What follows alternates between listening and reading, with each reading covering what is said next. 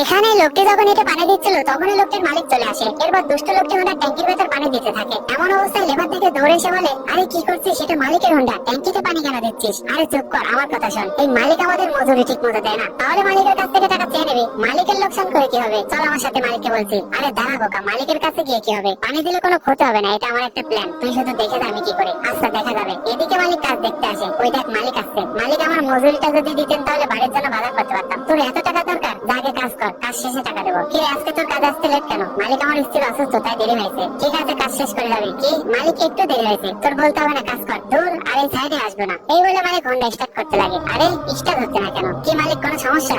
আমি জানি না তুমি তোমার বাবাকে কতটা ভালোবাসো। তুমি যদি সত্যি তোমার বাবাকে ভালোবেসে থাকো তাহলে অবশ্যই ভিডিওতে লাইক দিয়ে চ্যানেলটিকে সাবস্ক্রাইব করে কমেন্টে আই লাভ ইউ বাবা লিখে দাও। বুঝতেছি না হোন্ডা স্টার্ট হচ্ছে না কেন। মালিক, আমি হোন্ডার কাজ করতে পারি, আপনি এটা আমি চেক করছি। আচ্ছা, তখনই লোকটি বলে, মালিক মনে হচ্ছে ইঞ্জিন নষ্ট হয়ে গেছে। আচ্ছা, কত টাকা লাগতে পারে? কমসে কম 5,000 তো লাগবেই। 5,000? আপনি ঠিক করালে 5,000 টাকা দেন। ঠিক আছে, তাড়াতাড়ি ঠিক করবে, আমার কাজ আছে। ঠিক আছে, আরে তাড়াতাড়ি চল, এখন ট্যাঙ্কির পানি ফেলে দিলেই গাড়ি ঠিক হয়ে যাবে। এখন এই সব টাকা আমাদের। আরে কি বুদ্ধি তোর!